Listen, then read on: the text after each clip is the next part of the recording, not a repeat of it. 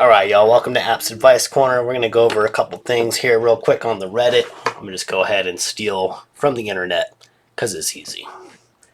Start this first one here. True off my chest.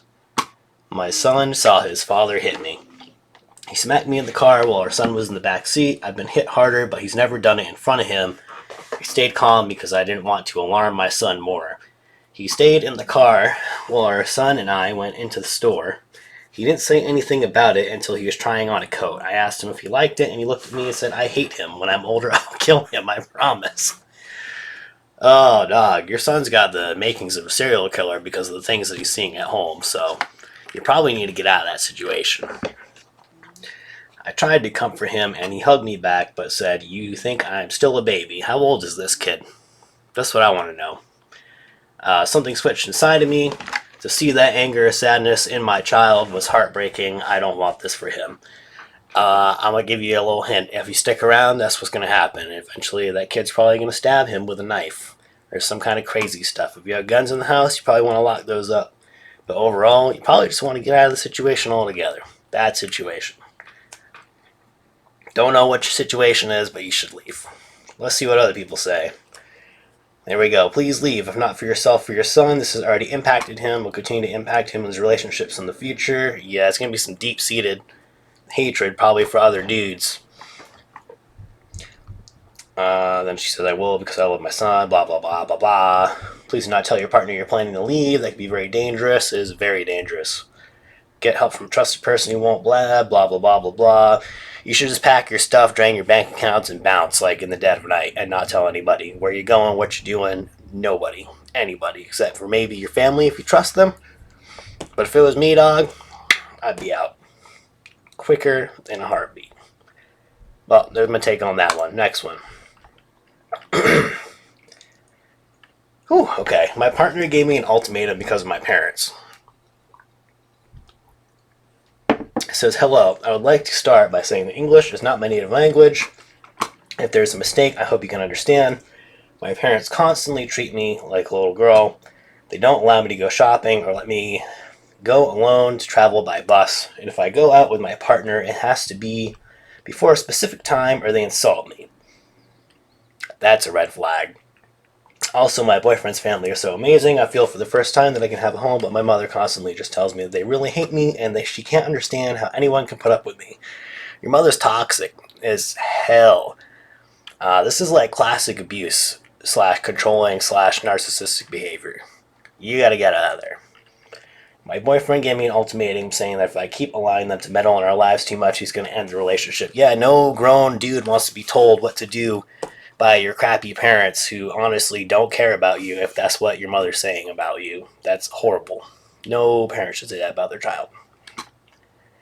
I'm 22 years old. What can I do? Where to start? Pack your stuff up and leave. You're 22 years old. You're an adult. Take your life into your own hands. Case closed. Let's see. The heavy one.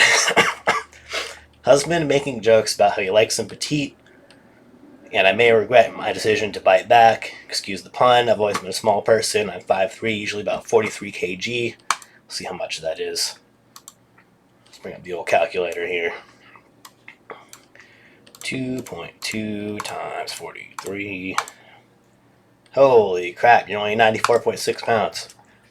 Even after having our child, I was able to maintain that. However, we recently moved to a cold country, and I found myself eating a lot more due to staying inside more, and B, I'll be less cold if I'm fatter. So in order to address the latter concern and save our energy bills, I put on maybe 4 kgs.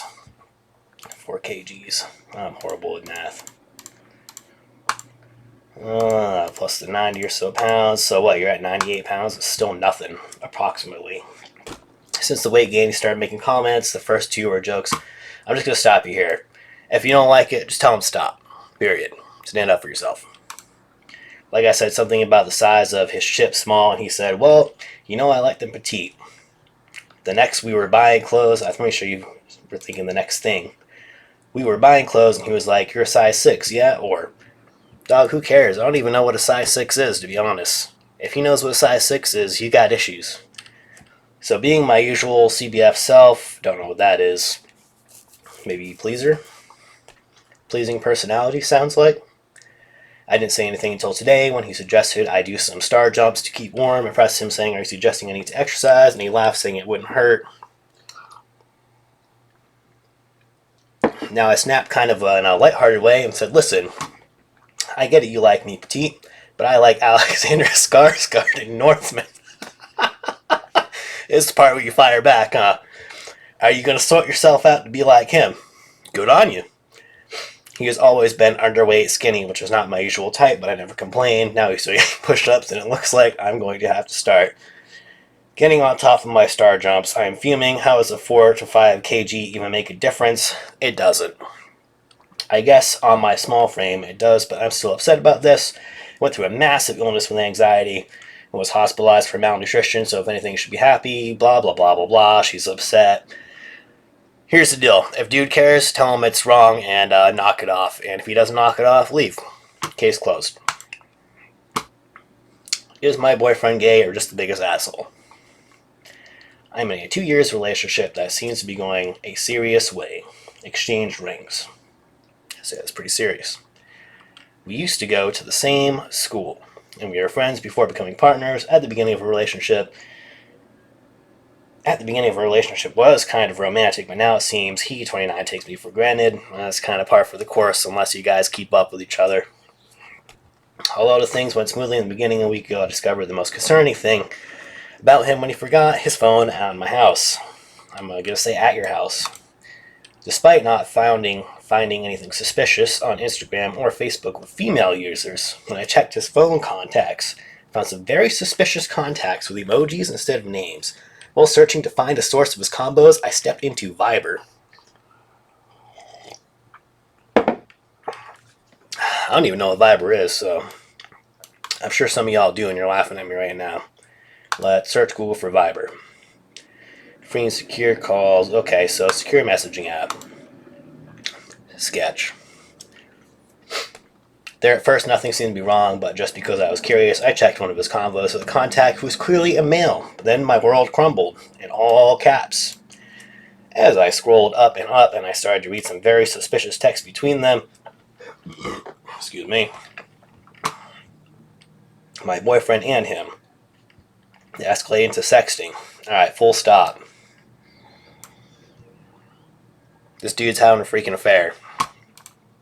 And on top of that, there were a lot of nudes. Girl, come on. That were sent by both parties. But my man has sent the most, wearing thongs that I don't even have. Yikes. Then I checked the down below contact in the context. The comment was the same. Good God, girl. Well, I was so shocked and on the verge of panic attack. He came back to take his phone. At the beginning, he did not understand my attitude towards him. Then I asked him if he wanted him to tell me something. He said no. Of course he said no. Then I threw his phone. You shouldn't do that. That's domestic assault. Even if you don't think it is, destroying somebody's property can get you in a lot of trouble. When I told him what I found, I asked for explanations. The response I was getting was just one joke. You know that's not a joke. I don't even know why you're asking for explanations. Between him and his friends group, blah, blah, blah. Okay. This dude's having an affair on you. He probably is gay. No, you're not an asshole. Demand it to stop or leave. Case closed. Trapped at sea. There's a lot of heavy ones today. I didn't think I'd start off with so many heavy ones, but this is what I got to work with, so. I'm on a 9-day cruise that was supposed to serve as the second honeymoon after my husband and I separated for 9 months. Man, that's kind of crazy. If I was separated from someone for 9 months, I don't know if I'd be going on a cruise with him. Today I found out that he's been seeing 3 women since he's moved home. Whew. Even when presented with digital proof, he's still effing denying even talking to them. I am trapped on this ship for at least 2 days at sea, but even when we dock, there's no airport that I can fly home from. I am so effing sad, scared, and disappointed. I just want to get as far away as I can from the monster as I can, but I'm stuck. He's got some TBI, and I'm honestly afraid he's having a mental break, or I'm dealing with some kind of psychopath, and he's going to jump off this boat or throw me off. If you're afraid he's going to throw you off the boat, that's a red flag. I will update on the 22nd. If I don't, please look in North Carolina for missing moms of 2 boys and show them this. My last name is also the name of a bird. This person says, go to guest services, see if they can move you to another room. Won't be their first rodeo. A bunch of people concurring. Yeah, pretty much you need to get out of that situation. Same as the rest, right? These all kind of have like a common theme. And if there's proof, I mean, I don't even know why you're still dicking around with this dude.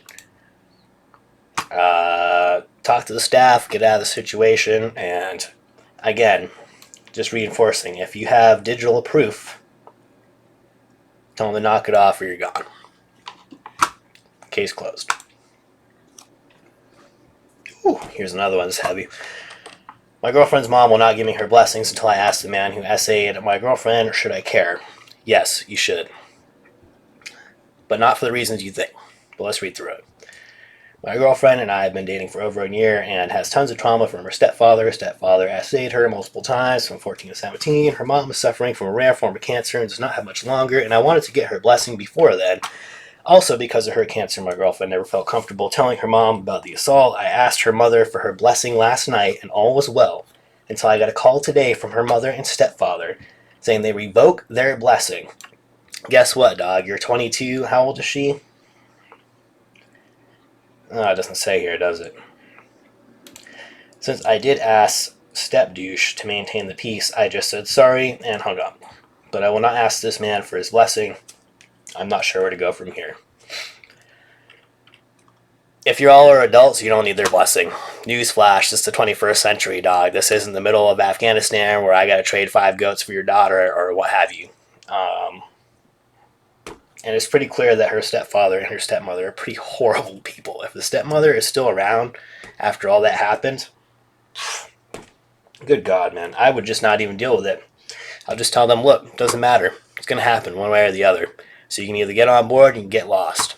And honestly, I would just cut them out of my life completely. That's a no-go zone for me. Case closed.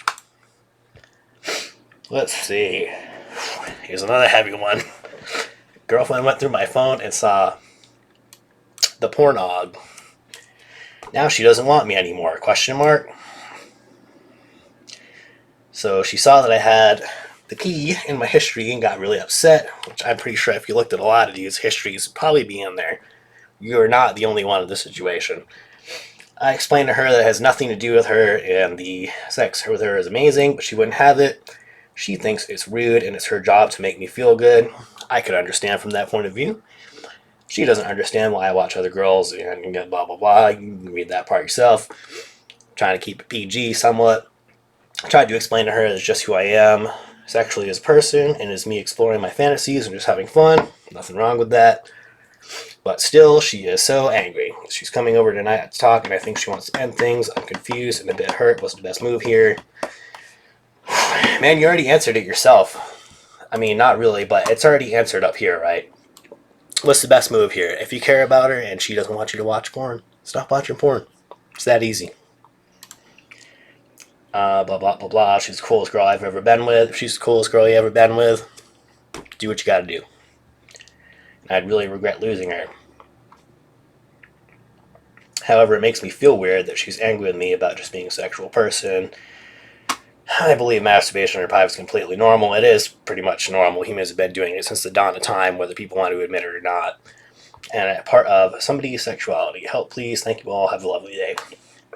Here's your help, bro. In a relationship, there requires a level of trust. And if you say you're going to do something and you don't do it, it degrades that trust. And if you degrade that trust, your relationship will fall apart. If she doesn't want you to do this, don't do it. I'm sure you wouldn't want her going to see 20 guys in a hotel, right? Even if they were just friends. It's too easy. If you agree on something between the two of you, honor the agreement. Case closed. Whew, let's go for a little less heavy one to close out the night here. How do you satisfy a want for adventure in a 9-to-5 world? I am a 25-year-old, kind of broke 9-to-5 pencil pusher. But I have a strong urge for adventure. I wanted to be a helicopter pilot in college until I realized I'd have to drop $15,000 on something that wouldn't necessarily be my career. I'm going to highlight this because I got an idea for you, dog. I wanted to race cars until I realized the same problem, not to mention it seems you grow up into that sort of thing, and I grew up in suburbia. Cheers. I was always a boring, safe child. My parents were very strict. I took no risk going out, no parties, sneaking out, teenage shenanigans, pretty par for the course for suburbia. Excuse me. I feel like I missed out, and now I'm firmly in the 9 to 5, get married, have kids, retire, die trapped that I never wanted. But I have no idea what else is out there. Okay, it's a little more complex one. So as far as adventure here, you want to be a helicopter pilot. If you want to be a helicopter pilot, you can go into any military service. They need pilots so bad right now. Go drop a packet to be a warrant officer helicopter pilot, and you come in right off the street. I wanted to race cars. One's a little tougher to get into. Can't tell you how to get in that one. Not my wheelhouse. Strict parents. I grew up with kind of strict parents. I had to sneak around. It is what it is. But you have no idea what else is out there. First of all, the 9 to 5, get married, have kids, retire, and die is kind of like out the window nowadays in today's society. You need a really, really, really ritzy job for that, or you need to be in the military and stay in the military. If you have no idea what else is out there, the choice is easy. Go out and explore, man. I'll tell you about my adventure real quick. So I think I was like 17, and my buddy and I decided we were going to sell all our stuff and just go across the country in a van, and we did so in a Dodge Caravan. We ripped out all the seats. I think it was like a 2010 or something.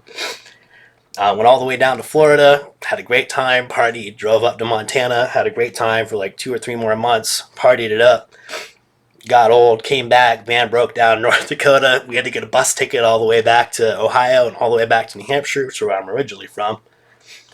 It was a great time. Really formative experience. Got to get out there, see the country, and that's kind of what made me, enlist the first time around, because the country's awesome. Got to go out on a limb, man. We went out with I think $1,500. Had some lucky breaks along the way. Family kind of helped us get back, but for those that take no risk, there is no reward. And if you don't put yourself out there, you're never going to find what you like. But this whole 9 to 5, that track's dead.